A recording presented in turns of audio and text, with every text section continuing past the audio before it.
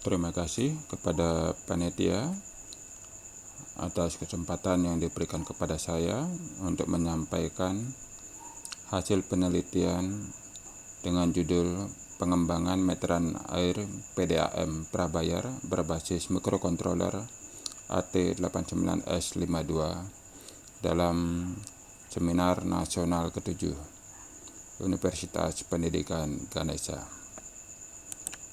Adapun latar belakang dari penelitian saya, yang pertama yaitu bahwa meteran air merupakan suatu alat untuk mencatat volume pemakaian air pelanggan.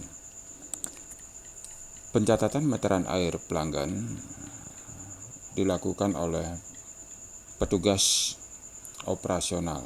Jadi saat ini masih membutuhkan tenaga operasional yang datang langsung ke rumah-rumah untuk mencatat meteran air pelanggan. Penerapan meteran air pasca bayar saat ini tidak bisa memberikan kontrol secara penuh dalam pemakaian air, sehingga pelanggan kadangkala dikenakan sanksi akibat keterlambatan dalam pembayaran pemakaian airnya, dan juga akibat kesalahan dari tenaga operasional yang menggunakan nilai perkiraan atas pencatatan meteran air manakala pelanggan tidak ada di rumah atau rumah kosong. Nah, meteran air prabayar saat ini sudah mulai dikembangkan dengan menggunakan sistem pulsa yang mana mampu memberikan kontrol secara penuh pemakaian airnya. Pengembangan meteran air prabayar saat ini menerapkan kartu atau chip sebagai media penyimpan data pulsa, sehingga pembelian pulsa saat ini masih dilakukan secara offline. Artinya pelanggan masih harus datang langsung ke loket penjualan air untuk membeli pulsanya. Nah, berdasarkan permasalahan tersebut, dalam penelitian ini akan dikembangkan suatu meteran air prabayar yang tidak menggunakan kartu, berbasis mikrokontroler, sehingga proses pembelian pulsa dapat dilakukan secara online. Adapun tujuan dari penelitian ini adalah mengembangkan suatu produk prototipe berupa meteran air prabayar dengan sistem penyimpan data pulsa tanpa kartu berbasis mikrokontroler AT89S52.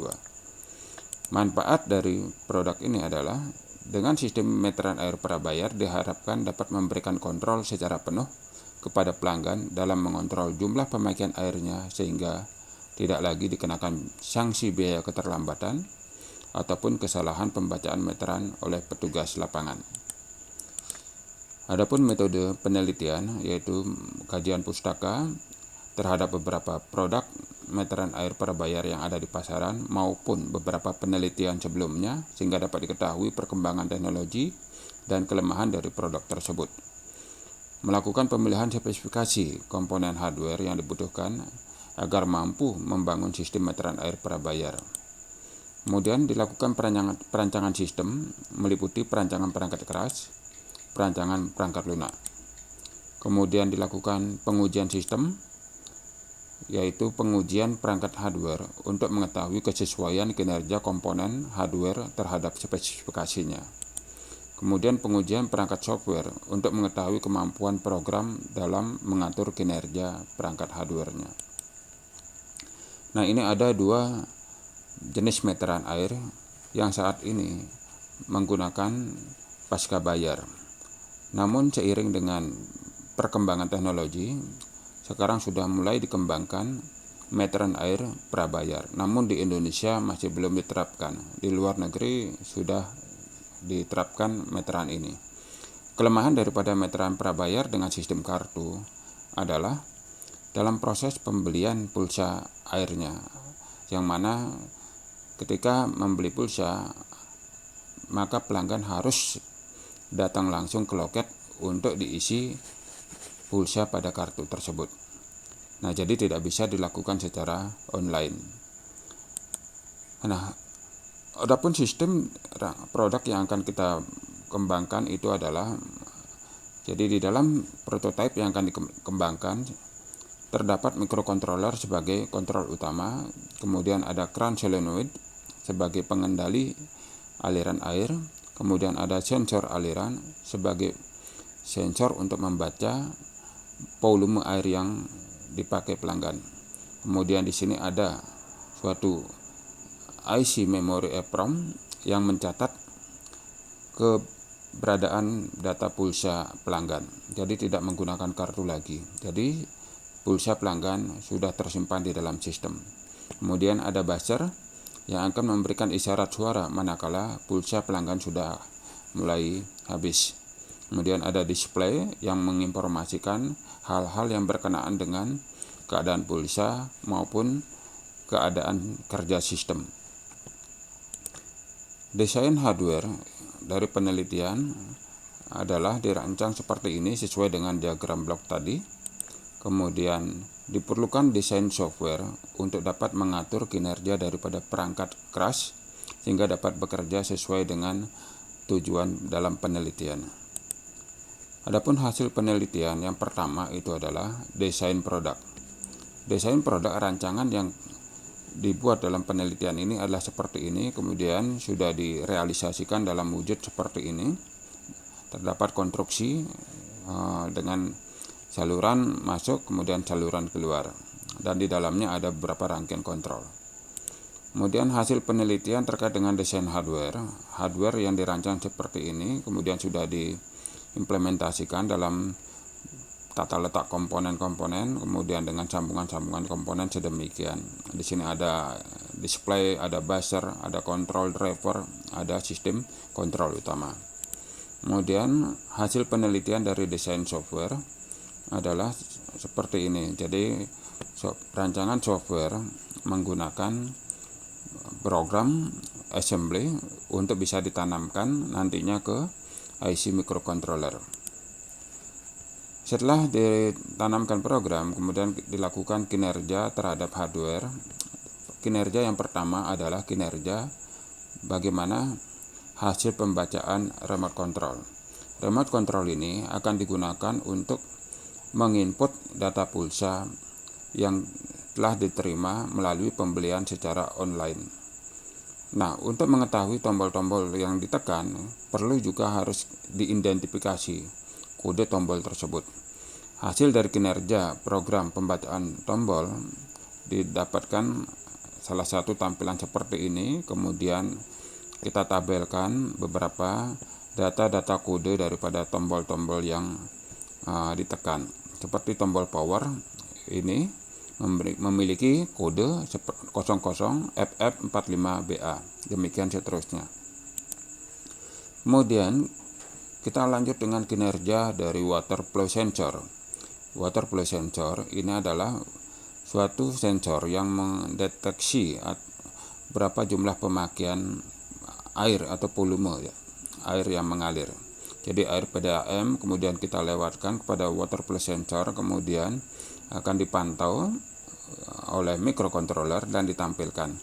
Dalam salah satu hasil pengamatan penelitian diperoleh laju daripada aliran air itu adalah 16,67 ml per second. Dalam laju seperti ini diperoleh pembacaan volume yang keluar itu adalah 0,499 liter. Jadi penerapan sensor dan program pembacaannya sudah berjalan sesuai dengan yang diharapkan. Kemudian kinerja dari water sensor sudah. Kemudian di sini adalah crown solenoid. Kinerja daripada crown solenoid. Crown solenoid berfungsi untuk mengatur aliran air, membuka ataupun menutup aliran air sesuai dengan keadaan dari data pulsa. Dimisalkan di sini pulsa dari pelanggan masih tersisa sebesar 2,52 liter atau meter kubik ya. Kemudian berangsur-angsur air itu digunakan. Selanjutnya ketika mencapai volume air di bawah 1 liter atau 1000 meter kubik, maka akan ada informasi bahwa pulsa akan habis. Nah, selanjutnya apabila air terus dipakai sehingga pulsa benar-benar habis, maka akan ada informasi pulsa Anda habis, dan ada untuk menyarankan silakan isi ulang pulsa. Nah, pada saat pulsa pelanggan habis, maka mikrokontroler akan secara sekaligus menutup keran solenoid, sehingga aliran air dari PDAM menuju ke pelanggan akan ditiadakan. Nah, kemudian kinerja daripada token. Bagaimana cara memasukkan token dan agar token itu aman dan tidak bisa ditiru oleh pelanggan-pelanggan yang lain. Nah, dalam token di sini dienkripsi dengan 12 digit kode dengan beberapa paket data seperti ini. Ada data, ada tanggal, bulan, tahun, volume air, dan ID. Nah, contoh token yang akan dijual ke pelanggan disusun sedemikian seperti ini. Contoh misalnya penjualan token pada tanggal 31 bulan 12 tahun 2020 dengan volume pembelian air 5 liter. Pelanggan yang membeli memiliki ID 123. Nah, setelah dimasukkan nomor token, maka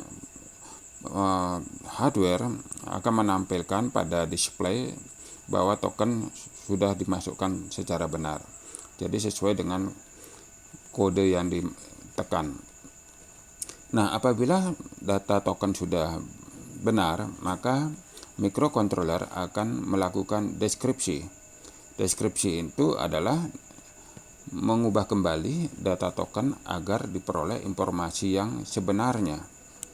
Ya, informasi yang sebenarnya.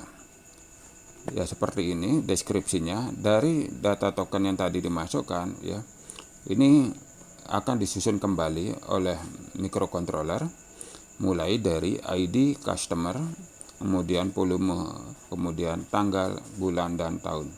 Sehingga dengan demikian akan diketahui oleh sistem bahwa pelanggan yang membeli adalah dengan ID 123, jumlah volume adalah 5 liter. Nah, jadi seperti di sini akan masuk 5 liter volume yang ditampilkan. Nah, jadi demikian hasil kinerja dari sistem meteran air prabayar. Adapun kesimpulannya adalah pengembangan meteran air prabayar membutuhkan pengembangan perangkat keras dan perangkat lunak dengan kontrol utama berbasis mikrokontroler AT89S52. Kemudian kinerja perangkat keras dan lunak sudah berfungsi dengan baik sehingga mampu membaca data remote control untuk proses pengisian pulsa air maupun mampu memonitor dan mengatur pulsa air. Demikian pemaparan hasil penelitian saya. Terima kasih atas perhatiannya. Selamat siang.